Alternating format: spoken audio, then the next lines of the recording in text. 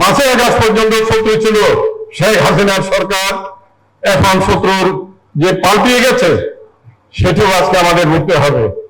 এই জুলাই গণঅভ্যুত্থানের মধ্য দিয়ে দেশের ক্ষমতার পরিবর্তন হয়েছে, কিন্তু রাষ্ট্র ক্ষমতার শ্রেণী চরিত্রের কোনো পরিবর্তন হয় নাই। দেশে দ্বিতীয় স্বাধীনতা হয় নাই, বিপ্লব হয় নাই, একটি গণঅভ্যুত্থান হয়েছে ফ্যাসিস্ট স্বৈরাচারী সরকারের বিরুদ্ধে। এই জায়গায় এই ডাইমেনশনটা আজকে আমাদের পরিষ্কার ভাবে বুঝতে হবে।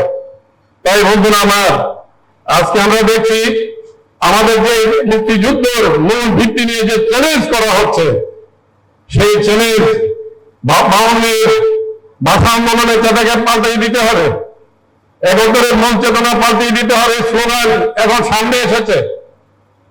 এই যে চ্যালেঞ্জ করতে পারছে, এই জন্য দায়ী কে? এই জন্য দায়ী শেখ হাসিনা স্বৈরাচারী ফ্যাসিস্ট কর্তৃত্ববাদী সরকার। এটি আজকে আমাদের পরিষ্কার মনে রাখতে হবে। জুলাই আন্দোলনে, জুলাই এবং আগস্টের আন্দোলনে আমাদের প্রার্থী এই আন্দোলনে অংশগ্রহণ করে ভিন্ন মাত্র ভুল আমরা করি নাই। এই আন্দোলনে আমরা নীতিনিষ্ঠতার মধ্য দিয়ে এই আন্দোলনে অংশগ্রহণ করেছি। বহুজনের মধ্যে কনফিউশন আছে যে আন্দোলনে আমরা এই আন্দোলনে অংশগ্রহণ করে আমরা ভুল করেছি। বহুজন আমি ফেসবুকে দেখি, সোশ্যাল মিডিয়াতে দেখি, আমাদেরকে কি লাল বদল বলা হচ্ছে। বহুজন লাল বদল বলে আমাদেরকে এই আন্দোলনে থাকার কারণে। এখন বুঝেন কি হয়েছে। এরকম নানা বিতর্ক আজকে বিভিন্নভাবে আসছে। আমরা মনে করি এগুলো ভুল। আমরা সঠিকভাবে স্বৈরাচারের বিরুদ্ধে আন্দোলন অংশগ্রহণ করেছি।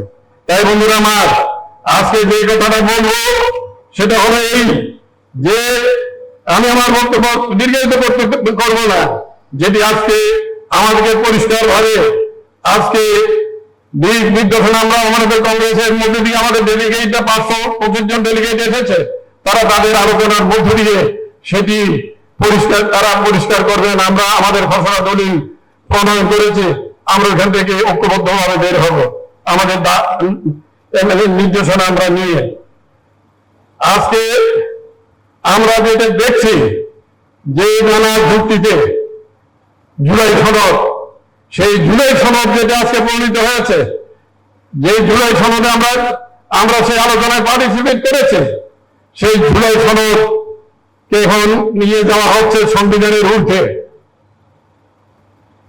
যে জাতীয় সংসদে জুলাই সনদ নিয়ে কোনো প্রশ্ন করা যাবে না, হাইকোর্টে কোনো চ্যালেঞ্জ করা যাবে না, এরকম একটি দাবি আজকে খসড়ার মধ্যে ওই জুলাই সনদের ঐক্যমত কমিশন থেকে এখন সামনে এনেছে।